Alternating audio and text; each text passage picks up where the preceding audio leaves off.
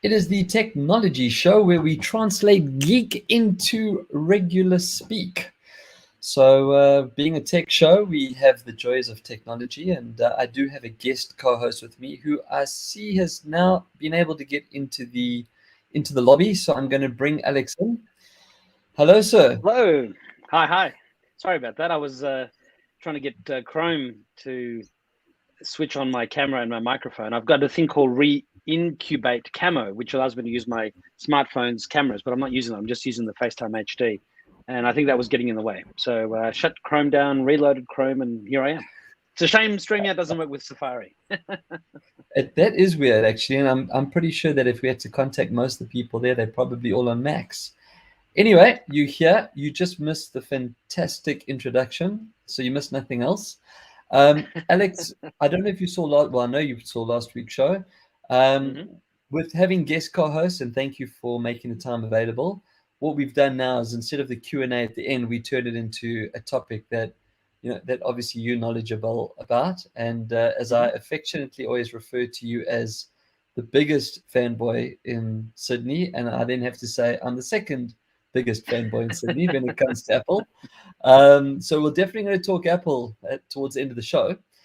However, I'd like to keep with the usual shenanigans and the usual flow, because otherwise I lose all forms of order in my life. And this week with Things with a Z, I am really excited to talk about this guy or girl or them or they or he or she or whichever it is, but always better in the flesh. There it is over there. That's the shiny blue, which does look better on my screen than it does in the picture. This is the new TCL 20 Pro 5G. It's a mouthful, but it's also an incredible amount of phone in my hand as well. So as you can see, TCL sponsors our show. Thank you very much, and has done for many years, and Alcatel before that, which was part of the family, is part of the family. I have lots of phones. Alex, I know you have lots of toys and devices too, but I do have an Android phone, and I have an Android phone for a simple purpose, and that's to play games. That's what I use and I promise you, I'm not lying. There's my screen that opens up on my phone straight away as my main game, which is Clash Royale. I have been very excited about getting my hands on this device. Now, my previous phone was the TCL 10 Pro, no 5G. It's pretty much a year to the date since this has come out. Now, I don't go into all the technical aspects of devices. That's not what this show is about. This show is about why we love tech and why we play with tech. But I wouldn't be doing it justice if I didn't highlight some of the key features of the device. So first and foremost, I love doing this. It has an earphone jack. And Alex, I know Although with AirPods, you don't need headphone jacks anymore. You don't, but here's the thing, right? I use the Jabra 75s. That was actually a very subliminal hint. Haven't got my 85s. And if the battery's gone and you still want to use a headset, you have to plug in a wire. Now, one of the things with TCL, and I've noticed this on all the devices that I've got to review, you just own multiple. You own multiple headsets. Yeah, look, I've got as well. I mean, let's do the Geek thing. It's the Geek show, right? So they're the Jabras. Yeah. They're my JLabs. This one you'd find quite interesting, Alex. That's a wireless charging box. So the case built in, but this is quite a cool feature. I'm going to get in and look how we go off the record so quickly. That's what happens with you and me. It has a built-in cable, so you can actually charge it off your computer if you need to charge up the case. Because as you know, most headsets now charge on the case. So you never have to find a cable. It's integrated. So if you don't have wireless, and then boom. This was actually a bit of a punt. You can get the JLab headsets in the SME store, and we'll get to that a bit later on. And I will be reviewing these guys as well, the TCL Ultrabuds. So I've got lots. I should never run out of batteries. But if you don't have, they come in the box with a nice set of wired headset as well. The other thing on the top is it's got a little, I'm trying to see if I can get that into my camera. There. That is an infrared port. I use this. So this is my entertainment phone. I'm going to get to that now about why I love this phone so much.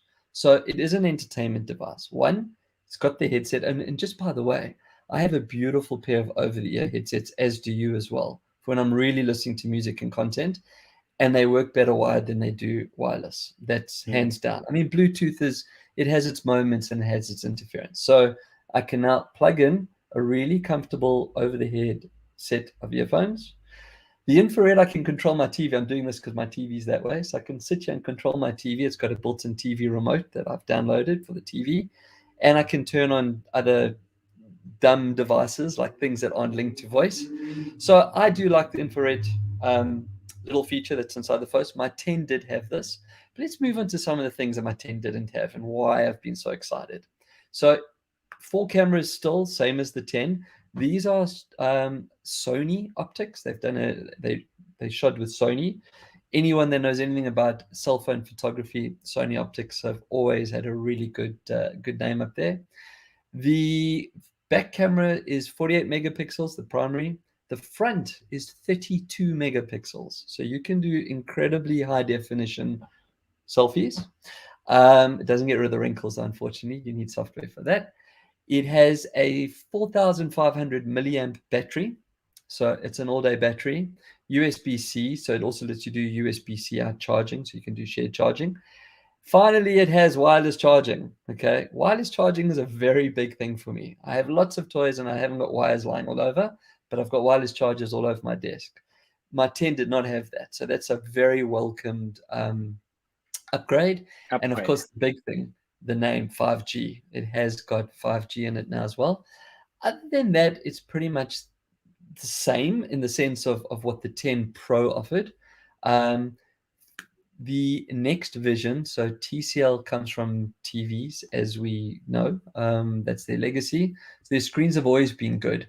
But the next vision technology, the NXT vision that they have in the phone, is probably helped them go a long way to get Netflix certified. So Netflix doesn't certify a lot of devices for HD and HDR. If you pay for the top of the range Netflix account, you can get HDR content.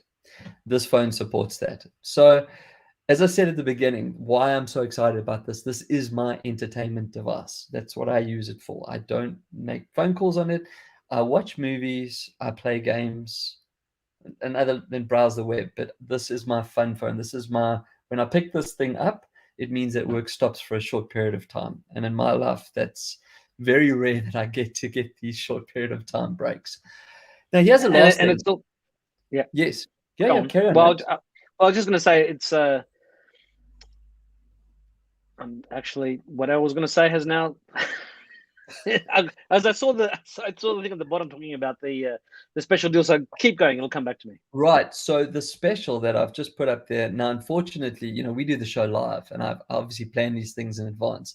The special ends tomorrow. So anyone that's watching now, and or for the rest of the country that watches later, because some people are actually working now and not talking on vodcasts, if you buy the new TCL 20 Pro 5G from, I think it's Mobicel, and there's one other partner, but I put a little bit.ly link up there. It ends tomorrow, and I don't know if the definition of tomorrow is midnight tomorrow or if it's midnight tonight. But if you go to bit.ly/TCL20TV, I've done all the hard work for you of getting you straight to the deal. You will then, through redemption, be able to get a 43-inch TCL TV. So and now, I was going to say the yes, phone itself is $799, so it's a sub $1,000 phone, not a $2,500 phone or correct. One that's well over $1,000. And the TV itself is worth $599, and it's an Android smart TV as well. So it's a good TV. It's a fantastic deal. Now, the one thing I do have to say, a lot of people say to me, "Oh, you always review these products because they sponsor your show and blah blah blah, and you're not impartial." I've had this. I mean, we get hate stuff all the day. That's the joys and crosses that we bear for being tech journals. So here it is for all you haters out there. It does not have USB-C out. Now, this was something that was missing for me in last year's version as well, in the 10. Now, USB-C out is important if you want to take your content and send it out to an external screen. Samsung really pioneered this technology many, many years ago. In fact, they came out with a thing called a DeX, where you could plug the Samsung in and connect it to a screen. and basically turned your phone into the equivalent of a Chromebook, which I thought was fantastic. You could connect a mouse and a keyboard, so you basically had a computer in your hand. Samsung has evolved it to not need the DeX anymore, and through USB-C technology, USB-C out technology, which incidentally and wireless. And wireless. Well, you can do it wireless, but it's not the same, because with USB-C out, with that dedicated connection, it brings the whole menu and user interface up into the screen and size. So, I can't give this phone a 10 out of 10 because it doesn't have that. And it's very rare that I give anything 10 out of 10 anyway.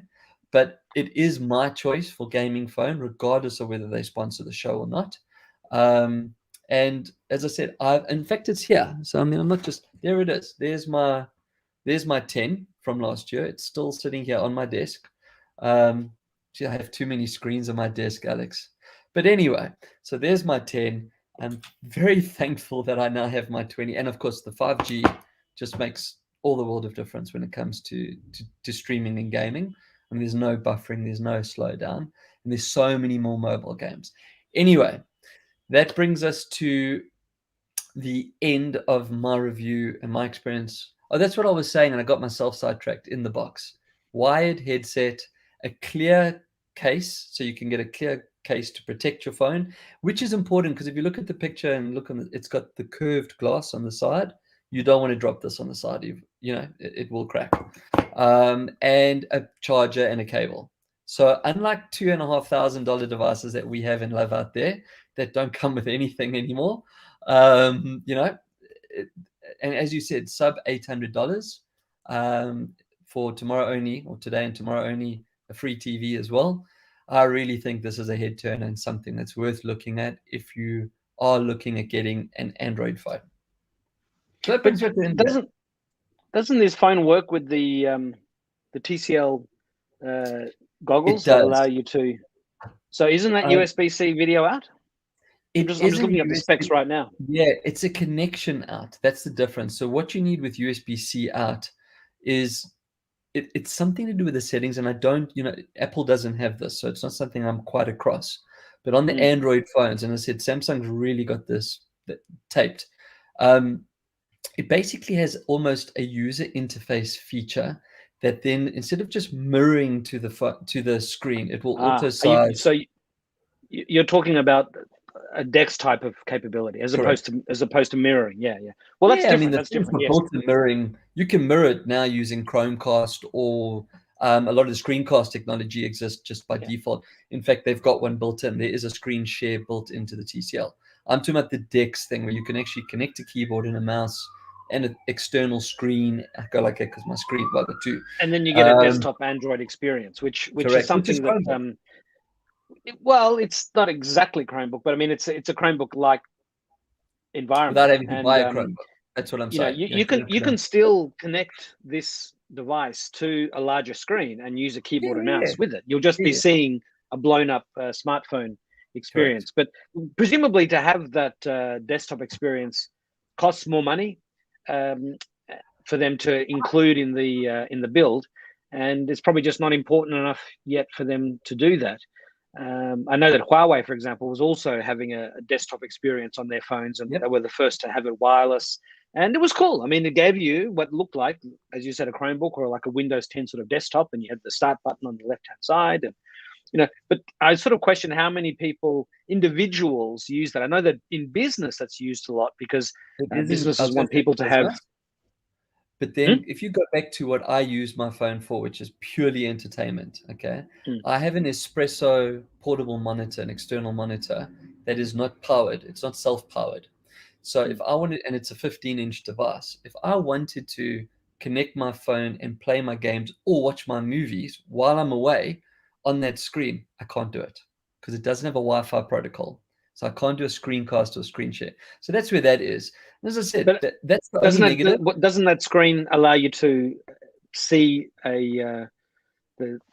what's on your phone from a USB to USB-C cable, and then you power that monitor? No, I haven't been able to get that to work.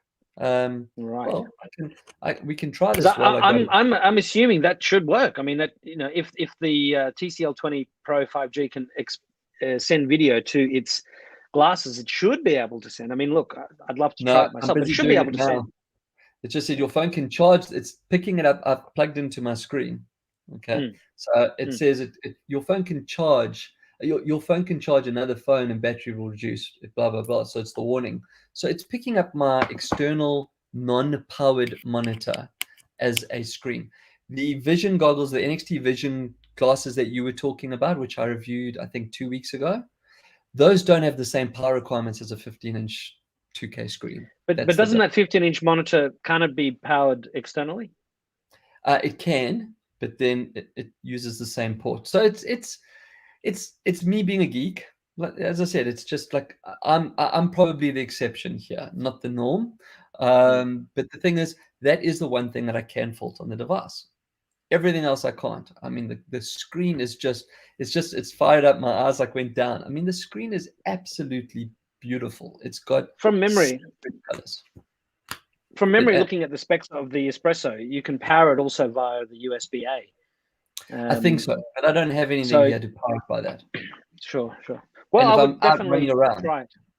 Anyway, so not taking anything away from the phone. And at the end of the day, you don't buy a phone to connect it to a screen. Well, that's not what most people would buy it for anyway. But that would be my one thing. So I'm hoping that when the TCL 30 Pro 7G comes out next year, 6G or whichever G we're going to go for, maybe that will come into it. I don't know. But yeah, so fantastic device. I highly rate the phone. And I said I'm playing with a lot of different devices. It feels good. The weight is good. The screen is beautiful. The experience is amazing. Not too much bloatware for those that are, Android users. So yeah. And then those are the two colors that it comes in. As you saw, I've got the lovely shiny blue. And then there's that gray. My old one's the gray. So it gives you an idea. There's the gray from last year. Right. What else do we have in my bag of tricks? Okay, we're staying with gaming. So there was an announcement made. Now, I don't know if it's an announcement or a rumor. Alex, and you being you and a lot more switched on with news and media news, which we'll talk about a bit later on. I don't know if you got any confirmation on this. But I heard through the grapevines, first of all, there's been a very big hire, like big money hire at Netflix, bringing on someone that's done his time in the gaming world, that Netflix is now looking at getting into gaming. Personally, I think this is a terrible idea. And I'm going to tell you why I think it's a terrible idea. And it doesn't make a difference what I think. Netflix is going to do what they're going to do. The one thing about Netflix that you can't fault is that they have always stuck to their gun. They've been a one-trick pony, and that's been their success for all these years. It's always been about movies. In the days of VHS and DVD, and you could rent videos, and then we moved into streaming. They've spent all their money focusing on content and content creation, building their CDN, content distribution networks, to make sure the stuff's good. Google tried gaming, and I say tried, with Stadia, and I don't think they've shuttered Stadia totally yet, but it never made it to Australian shores, and it failed. It just didn't do well. And the reason for that is we don't need it. We've got Steam. We've got all the other streaming services that you can play. You've got Twitch. If you're a console player, you play on Xbox or PlayStation, you go through that environment and that portal. The only thing I could think of here is that if you take all the content that Netflix has made, I'm going to take one of the shows like Stranger Things. Could you imagine how cool a game would be for Stranger Things? And they obviously own that license. I don't know. What's your views, Alex? Well, it's definitely confirmed. I mean, they did hire. I'm just looking at the Bloomberg article here. They hired a guy that was involved in gaming before. They've got advertising on their website. They definitely want to leverage their original content to create gaming titles around that. They were talking about wanting to do it on games for phones first, and then expanding that to games for consoles and TVs. I mean, if you are expanding your range of content by bringing interactive gaming, then you could even have it so that you can have episodes of content on the TV show that merge in with the episodes of content you've got to play the games to sort of go through. And I'm sure if they did that, there would be a way of Netflix sort of having a game on autoplay to be able to allow people to watch the episode that the game has created. And it's probably a lot easier to create a game that is a TV show as such, and just have the actors and actresses voicing the different parts. I mean, it's sort of like having an animation. You've got animations of Star Trek Lower Decks and the upcoming Star Trek Prodigy. Agreed.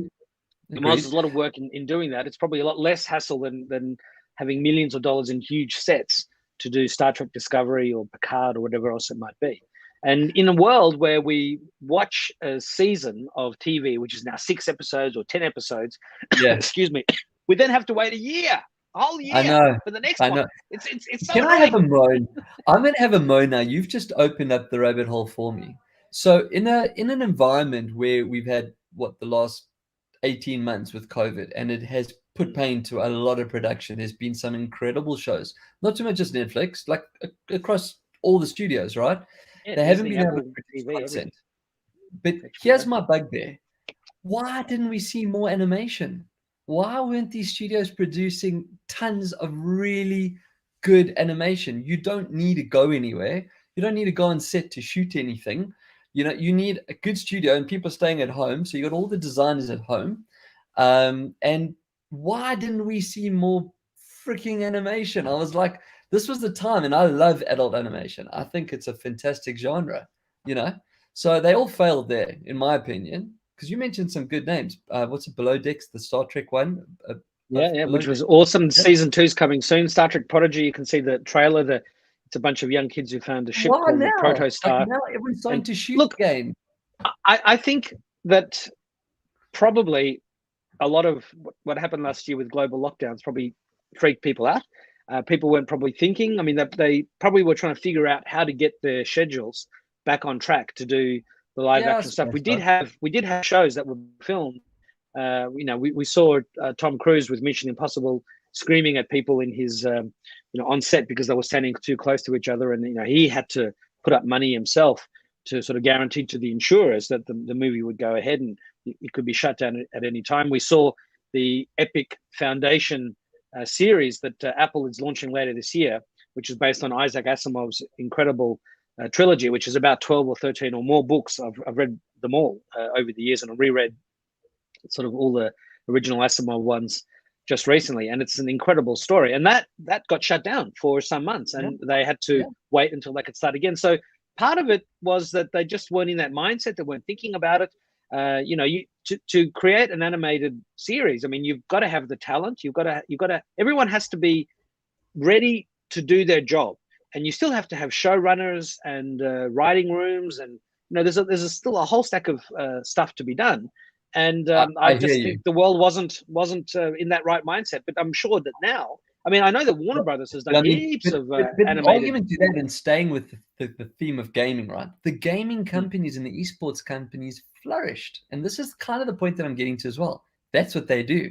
So they're in an animation studio that's designed to build and create these worlds that we love and play, whereas the TV world wasn't. And that's where Netflix has been so strong.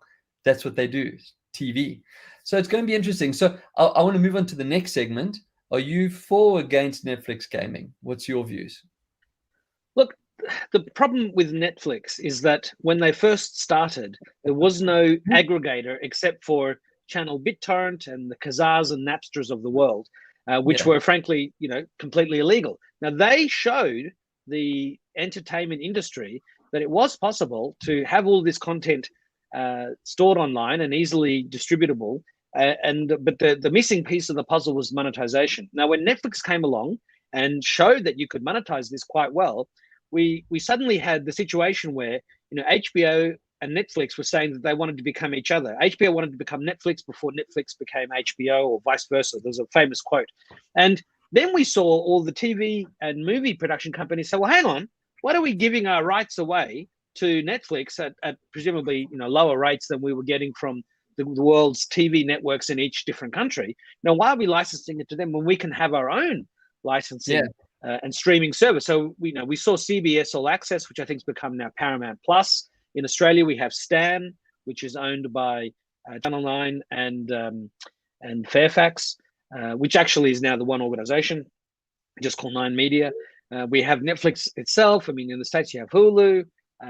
We have the documentary station. I mean, there's a million, let a million streaming channels flourish. And that doesn't even talk about the people who started streaming in a big way, which was YouTube. And they have their own content. They had the Cobra Kai, which was the continuation of the Karate Kid story, and lots of other content there.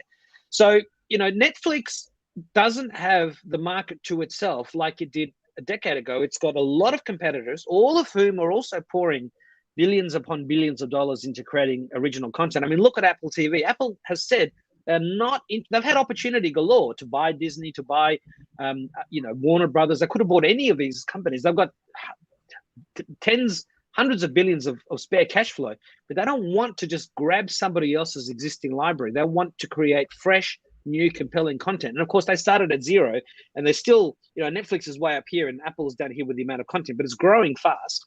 Yeah. And Netflix needs to diversify, and diversifying into gaming. We know esports is huge. We know gaming has never been bigger. I mean, most of the top apps on the iPhone, for example, are games, the Clash of Clans and Forge of Empires and all those sorts of things. They make huge amounts of money. So for Netflix to get into that, it's a way that it can expand the use of content it already owns, and it doesn't have to license from somebody else. And the thing that it has to get right is the games have to be good. I mean, we know that Netflix has made some incredibly great content, and it's made some not so great content, and that's the challenge for any content creator. The content has got to be amazing. So Netflix can do it, but they better make sure that they really focus on top-notch experiences. Otherwise, it will be a failure. But I think it's a good idea, and I look forward to trying some of the games they come up with in the future. And I hope that they can turn some of those games into, I mean, games are not games anymore. They're interactive movies where you are the star,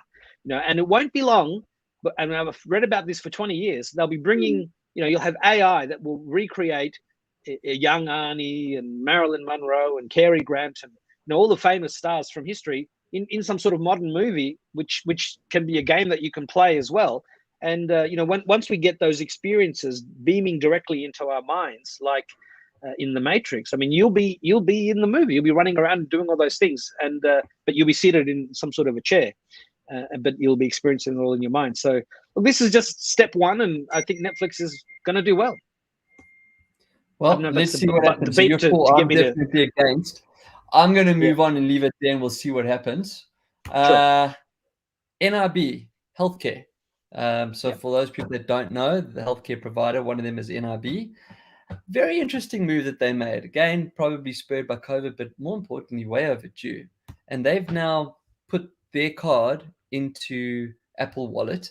I'm assuming that will go to Google as well. I don't know. I mean, I don't use Google Pay. But what was really clever about this, I think this is where and why I thought it to be a bit newsworthy. Besides the fact that they put a card into the phone, I mean, that's for a medical or healthcare company, that's quite a big move. But if you have a shortfall, you can now pay with Apple Pay. So from the customer point of view, A, you can claim, you tap your device and it sends it through. And then B, it can come back and compute and say, your shortfall is $60 or whatever it is if you're going to a professional that charges outside of the NRB rate. So that's really cool because I don't carry a wallet anymore, and I haven't for ages. Everything is inside my phone or my watch. And I just thought this was in New South Wales, you can have a digital license too. It doesn't exist inside of Apple Wallet, but you can have that in New South Wales. And so, and that is something that anywhere else. Like, well, you live in Canberra. If you had a New South Wales license, well, you'd have a Canberra. Well, I've got a New South Wales license. If I come down to Canberra, is that going to be a problem for me? That if I don't think so. Okay. Because I know that I'm pretty sure. Look at the moving pattern in the background to make sure it's not like a JPEG that you haven't just done a screenshot. But that's interesting. Like, I've always wondered, am I supposed to take my physical license with me when I go interstate? It's probably a good idea to have it just in case. I mean, it depends where you are, I guess. Well, you keep it in your glove box or your unused ashtray in your car. But in the States, Apple announced that with iOS 15, there would be various US states also allowing the digital license to be directly in Apple That's cool. wallet. That's So very cool. presumably we'll see that in New South Wales and across Australia sometime soon. I mean, we did have the Commonwealth Bank yesterday in a joint parliamentary committee inquiry into financial services, talking about how Apple has 80% of the payment market. They call it an unnatural monopoly, and they're saying basically that if you allow Apple and other companies to control the payments, and Commonwealth Bank doesn't have access to the NFC chip in the back, which they do on Android devices, then they can't compete. So we're yet to see that shake out. But certainly, if you have an iPhone, you can do so much. I mean, I use the Woolworths. I collect my points on that. Yeah. Even when, in the days when we went to events, when you got tickets, my tickets have always been in there, even if it was an Eventbrite ticket. So it all links through to the app. I mean, it's an incredible ecosystem, and I think it's quite underutilized as well. But you can see that I've got you can see that I've got loyalty passes and Virgin Australia. If you could just hold your boarding credit card passes number that I have a little bit. Can you just bring your credit card number up, please, so I can see that?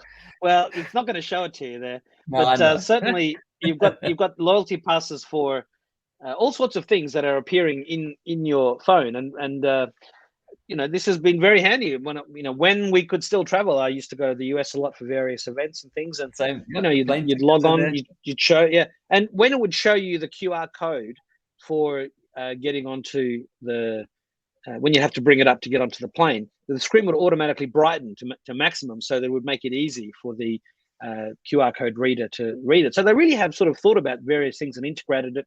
And of course, you have a thing called Store Card, STO card, and there's others out there that allow you to have all these different loyalty cards. And it's a wonderful thing, because people used to have wallets thick with cards, not anymore, if you don't want to anyway. Well, carrying on from that vein of health, this what I've put up now scares the hell out of me. So Google has announced that for all Android users, you'll be able to carry all your vaccination data with you on your phone. Your vaccine passport. Your vaccine passport, when you got your vaccine, what vaccine it was, the dates, etc., etc. I used to like Google. I really did. And their whole philosophy back in the day, when do no evil, which that went out the window many years ago. I don't know if I would be comfortable handing over my vaccination information, or any health information for that matter, to big data, to big tech. More importantly, aside from the fact you're already doing it and shoveling heaps of information to them, but I'm concerned too. But I mean, this to me seems like a really big move, and it also creates an authoritarian state, in the sense that you could be walking anywhere and anyone can demand to see your data, and you can't say, well, I don't have it. Papers, it's there. Please. Yeah, papers, please. Yeah. So look, this is the dystopian kind of world that we see in Blade Runner. By the way, I was going to say Blade Runner. There's a great trailer for a new Blade Runner anime done by, I think, the Japanese and the US, and this trailer is set between Blade Runner original movie and Blade Runner 2049, and the animation looks stunning and fantastic. I always like to think that sci-fi movies are a warning to humanity to not go down this path, but given France, well, we do and we don't. I mean, we try and avoid it. I mean, some people say, it was COVID 1984. Back from the old, and 1984 was meant to be a warning, not a manual on how to achieve that. But the future that is delivered to future generations is still controlled by us.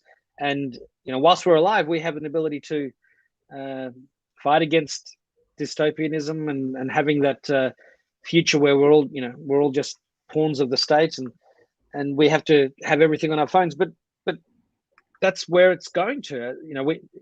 It's like with AI or algorithms. I mean, I spoke to the ABC in Tasmania on radio about how TikTok, there was a thing on Four Corners, about how TikTok is controlling the algorithm and sending people, instead of watching funny cat videos, there was sending this young teenager down the path of an eating disorder. And you can watch these videos, which is teaching you actually how to have an eating disorder.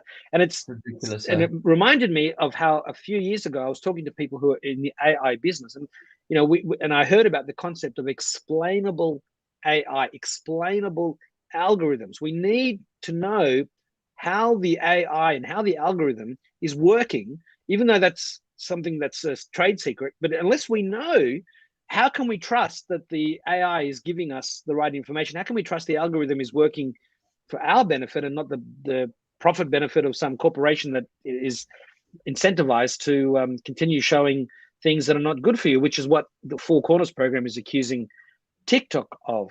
And with AI, Facebook, just to finish this whole thing, Facebook had a couple of AIs working together. This is 2 or 3 years ago. People can find this story.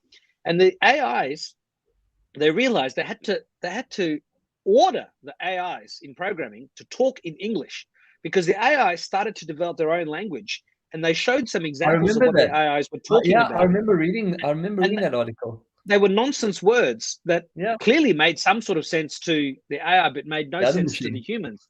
So unless we push for transparency, we're never going to get it. And that, of course, applies to governments, to big tech, to everything that we do. And we've got to have that transparency while still maintaining our privacy. It's scary. So my finger, I was actually playing with my taskbar on my Mac, so I moved the slide forward. So Zoho, which is a whole suite of different software.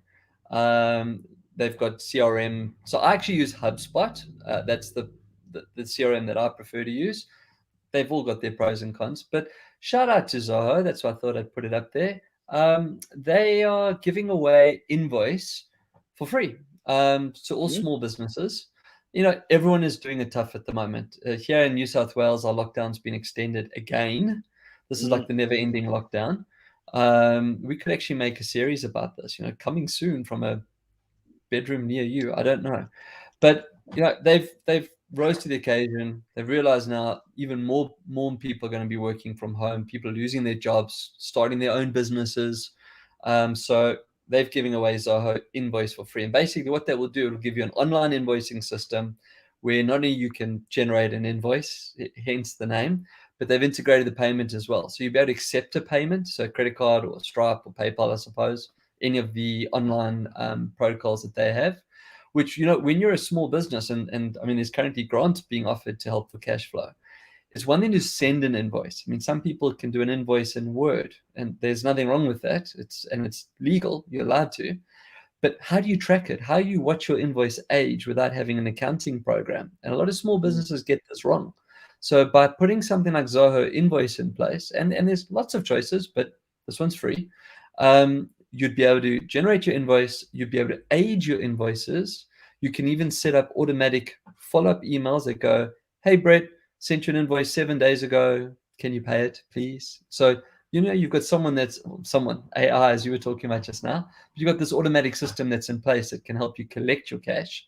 And, you know, we need the cash. It's your life force at the moment.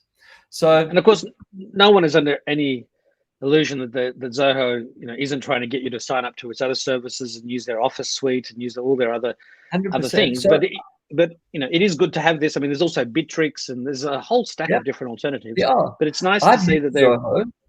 I have used Zoho.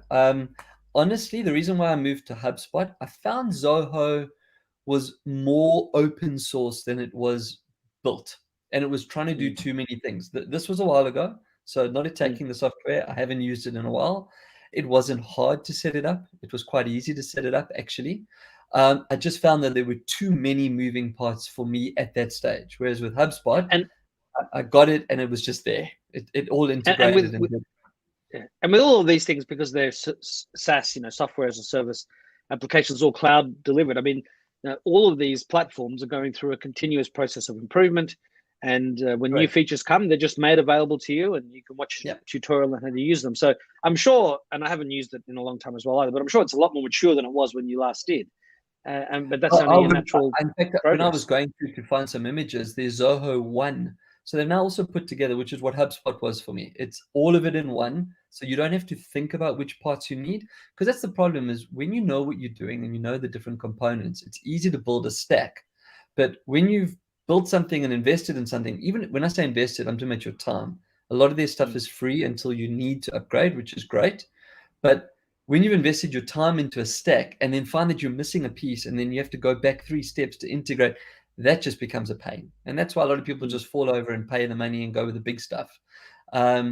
with HubSpot, you get a lot of free stuff. Like you really do get a lot of free. You can the free version gives you a hell of a lot of their tools, their suite. And I believe that Zoho does the same thing as well. I just can't talk from a point of authority. But yeah, good on them. This is free. I did go and check it out. You can sign up, you put in your email, a little bit of information about you. You will get some sales emails from them. You know, they got to make money. And who knows, if you collect your money and you find the program's working for you, spend some money with them. You know, move on to their $30 a month package and get a CRM system and so on. But at least you can use a tool that you need for free. So I thought, yeah, good on them. Funny, I go funny. We always talk about the SME Mall, smemall.org. Now, interestingly enough, I have lots of different software available inside the SME Mall. I don't have HubSpot or Zoho, so I think I'm going to work on getting an affiliate link for either one or both of them. But, you know, now that we're stuck at home, I don't know, Alex, if you've ever needed to send a fax recently. I was asked to send a fax recently. We have eFax in the SME Mall. Yeah. Dragon, naturally speaking, I know that you've got different tools that you can also use for voiceover, and we'll talk about hopefully some of those cool tech now. But if you need to dictate, and now you're working from home, you don't want to type, there's a link to Dragon inside there. This is the one for the parents whose kids are driving them mad being locked down. And I'm talking about the lockdowns now, obviously specifically here in New South Wales. There's even a tool to change your phone location. So if you need to go and find Pokemons and you can't go driving around or walking for them, inside the SME Mall, go to Office or Computers, whichever the two search, you will find a software tool that you can get that will help you change your location virtually. So you'll be able to move yourself around a map from the comfort of your chair. Am I encouraging being lazy? No, I'm encouraging the fact that you can't leave your home, and it would be absolutely terrible to lose out on any limited edition Pokemons that are waiting for you to collect them. So you can get that.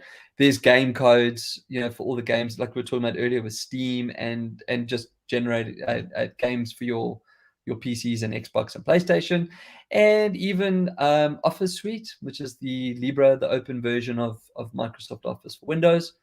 So yeah, go and have a look at the SME Mall and see. Well, I think there's 180 different vendor and affiliate links in there now. If you want to open your own shop, now that you're doing it from, you know, you're working from home and you've got Zoho invoicing, well, come open up a shop. And that brings me to my co-host of the week. This is like a Pulp Fiction movie, Alex. We've been talking to you now for 30 minutes and now we only introduce you. So there you are. Well, there you are on the screen. I mean, full disclosure, you and I are mates. We sit on a board together at ASCA. I've already given you the kudos of being the number one Apple fan in Australia. I have to take second rank to that one. But I thought there was, I think Apple announced their numbers today. There's new iOS Big Sur's available. So I thought, let's go down a little bit and talk about what you and I love the most. Sure. Well, the first thing is to remind everybody that iOS 14.7.1 was announced yesterday, as well as iPad 14.7.1 and macOS 11.5.1, and I think tvOS as well. And you've been playing with these already, though, haven't you? You've been playing on beta already. I'm on iOS 15 public beta 3 on my phone, and if I go into there, and that, I mean, I'm loving iOS 15, and the beta is incredibly stable. I'm using it on my primary device, and I've I want to quickly jumped jump aboard in the there beta just for our bandwagon. listeners.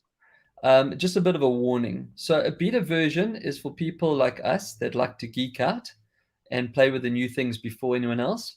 If you're not comfortable and you haven't got really good backup systems in place for your data, I don't advocate putting betas on your device, on your primary device.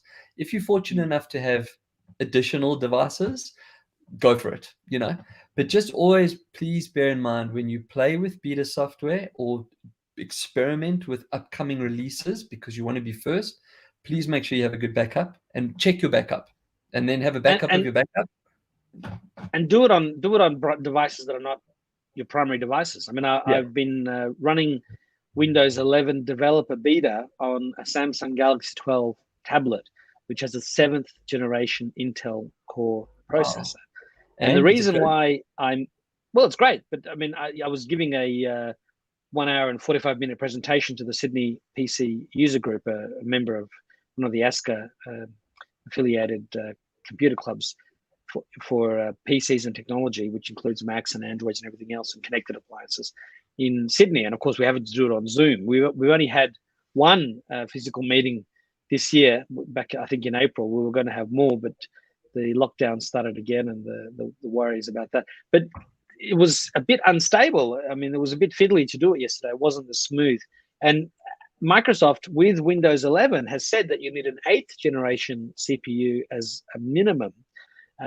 So Intel Core i3, i5, i7, and then dash 8 and 3 more numbers. And if you've got 9, 10, or 11 to start with, then you have a processor that can definitely run it. Now, Microsoft has said, there was a huge outcry from people saying, well, hang on, you tried to get Windows 10 on everything, and you were pestering us for 2 years about it, and all of a sudden now Windows 11 can't run, even though it can run, quite nicely on all sorts of hardware with the developer beta. So that's not my primary machine. My primary machine is a Mac. I haven't loaded the Monterey beta onto my primary Mac because I use something called Camtasia 2021, which is screen recording software that allows me to record the Zoom interviews that I do with various people. And Camtasia never supports the beta versions. There's always some plugin that doesn't work. And if I had upgraded to it, I would find that my Camtasia stops recording. So that's why I haven't done it on my primary machine. But on my primary iPhone, because I've played with the beta versions of iOS 13 and 14 and previous ones besides, and I did a lot of reading at the iOS beta Reddit forums. People were ecstatically happy with it, and but yeah, so definitely you upgraded. I upgraded I upgraded to the developer version. I've upgraded to the developer version, not on a primary iPhone, on a different iPhone, just to test it out. My main iPhone was on iOS 14 point whatever it was, 5 or 6. But as soon as the public beta came out, I thought, that's it. I'm just going to do it. And so I'm on the public beta on my watch and on my phone, and it doesn't even feel like a bit. Every now and then something happens, something resprings and I'm crashed out of an app. But otherwise, it's incredibly stable. I know some people, and I had this problem before as well, when you swipe down from the middle of the screen to bring up the spotlight search at the top, for some people you type something in and nothing appears.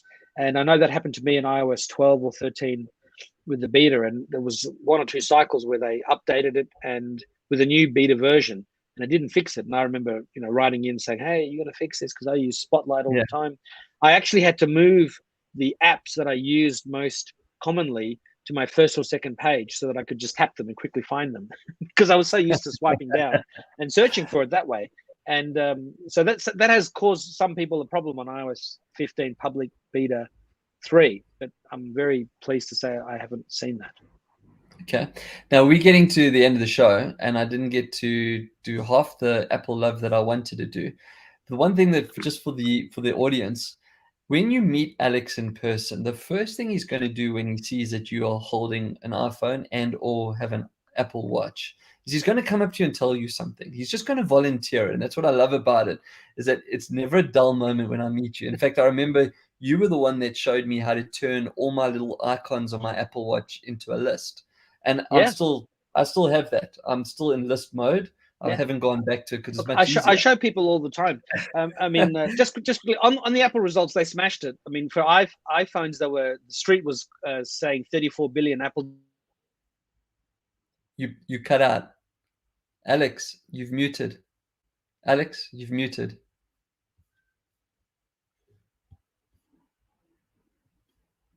There we go. Anything? I don't know why I did that, but I just saw the notification. But you started talking about their turnover, and that was it. It muted. Mac Daily News, and you can see there's a report there of Apple's MacDailyNews.com. That's I love that, going to that site, and they have the wrap of the earnings report. You can actually listen to Tim Cook and Lucia, I forget his Maestretto or something, Maestri. He's the CFO of Apple. Anyway, their results. I mean, this iPhone 12 has been a real super cycle, and we've got the iPhone 13s coming up soon. On your phone, a lot of people know that you can just you can swipe up like this, and you can go left and right through various things. But I'm incredibly amazed at how many people have no idea that you can just swipe right down the bottom where that line is and go through different things. People, when I show them to that, they are totally amazed because I had no idea you could do that. Another cool thing that is when you are inside of your notes, for example, you can tap. Now, people may have heard that you can hold the space bar and you have a mouse there, which allows you to.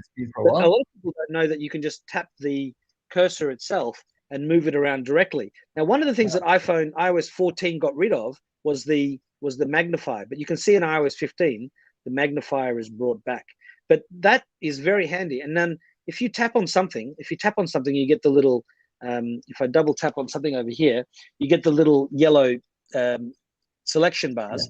A lot of people don't realize you can just double tap and just move your finger, so you don't have to take your finger off to get that. And if I delete something, I can tap with 3 fingers, and at the top I can get undo, cut, copy, paste, and redo. So if I tap the undo button, that text comes back. So I show that to people, and I show lots of other things besides, and they're always amazed because. I say to people, you are using your iPhone like it was designed in 2007, but you have an iPhone that has a 2021 operating system, and you should be using it like a 2021 iPhone. And people just go, oh, I had no idea I could do all those things. How did you learn? It's like, well, I watched the keynotes. Always watch the keynotes. There's great stuff there. And you can go to YouTube and type in iOS 14 or iOS 15 tips and tricks. Alex, yes. I have to wrap us up. I've got on the ticker, you can see there's alexonline.com. Do you share these tips on your blog as well? Or is it only if we follow you on IT Wire? Where do we find out? Because we don't all get the privilege of meeting you in person for you to come and show us what we're doing. If you go to itwire.com, you can see my articles there. I do have the alexonline.com takes you to my YouTube channel, which I'm updating. I've started actually putting a lot of things on youtube.com/ITWire TV is one word, youtube.com/ITWire TV. And actually, to be truthful, I haven't done a lot of these videos showing the tips and tricks because there's so many of these videos already online. I really need to actually do that. But I've every taxi driver I come across, every person, everyone in a shopping mall, even the lady that vaccinated me, I got my first Pfizer shot the other day. She had an Apple Watch on, and I showed her how to bring up the list. And showed all these things. And that up on the screen. Is it youtube.com? youtube.com/ITWire TV. Yeah, and the other one is youtube.com/AlexOnTech TECH. But cool. I'll be putting more videos up on both those channels. All right, excellent, mate. I have to wrap it up. We've actually gone a little bit over time, but that's always what's going to happen when you and I start going down all these paths. Thank you for joining me. I am missing Angela. I have to acknowledge that Angela's not here, but Steve says goodbye as well. Steve, you can see goodbye. Down here.